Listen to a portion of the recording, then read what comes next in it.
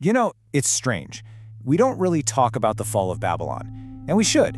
This was a civilization that literally invented trigonometry, wrote star charts we still use today, and shaped culture for thousands of years.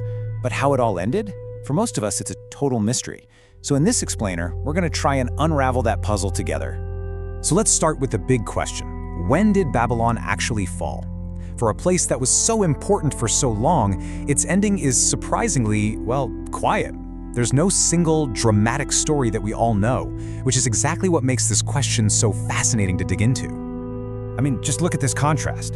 On one side, you have these incredible, world-changing achievements, and on the other, a really murky, quiet disappearance. Unlike, say, Rome or Egypt, there's no dramatic final battle to point to, no clear successor who carried the torch. It's like they just faded out. To figure out why, we have to go all the way back to the beginning. Babylon's story, like so many from that part of the world, really starts with the rivers. Around 1800 BC, the Euphrates River actually changed its course, and all of a sudden, this pretty humble city found itself in the perfect spot for trade. But it took a real visionary to turn that good luck into a full-blown empire. And that visionary was King Hammurabi. He totally changed the game. Before him, local lords kind of ran their own little territories. Hammurabi pulled all that power into the center. He positioned himself as the protector of all people, and he backed it up with his famous law code, creating one standard of justice for the whole empire. He wasn't just conquering land, he was building a whole new kind of country. Okay, now let's get into the really cool stuff, because this is where Babylon's legacy just blows you away. It wasn't just an empire of military power, it was an empire of incredible ideas. These guys were centuries, sometimes even millennia, ahead of everyone else. Get this.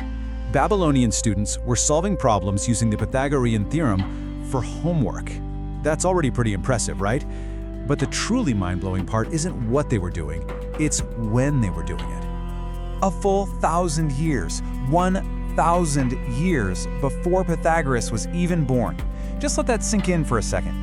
They were a whole millennium ahead of the curve in mathematics, laying the groundwork for geometry, while other civilizations were just figuring things out. And their genius wasn't just in math, not by a long shot. Their star charts were so precise that some are actually still in use today. We've even found records where they seem to understand contagious diseases. One king wrote that if someone is sick, others shouldn't go near them or share their cup. That's a basic form of quarantine thousands of years ago. And of course, they gave us the Epic of Gilgamesh, one of the first truly great stories in world literature. So, if they were so advanced, how could they possibly fall? Well, this is where our mystery gets really complicated. Because Babylon did fall? Kinda. In 1595 BC, the Hittites came storming in, sacked the city, and kicked out the ruling family. But what happened next was weird. Just look at this timeline. After the Hittites leave, there's this massive 1,000-year gap where Babylon is ruled by other people, like the Kassites and the Assyrians. But the city, the culture, the whole idea of Babylon, it survives. And then, a full millennium after the first empire ended, a brand new, independent Neo-Babylonian empire rises up. This quote just nails it. The Kassites, who took over after the Hittites, they barely changed a thing. They kept Babylon as the capital, kept the language. Why? Because they realized that the idea of Babylon, the prestige, the knowledge, the culture, it was just too valuable to get rid of. It was like a brand that was way more powerful than its original owners. Okay, let's fast forward to 539 BC. The Neo-Babylonian Empire is riding high, but there's a new superpower on the block, Persia, led by Cyrus the Great.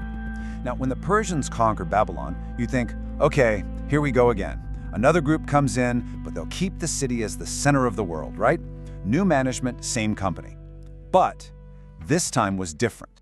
And this right here is where we find the real answer. The true fall of Babylon wasn't a single dramatic event. It wasn't a battle or a fire. It was a slow, gradual fade into irrelevance. This slide shows the crucial difference perfectly.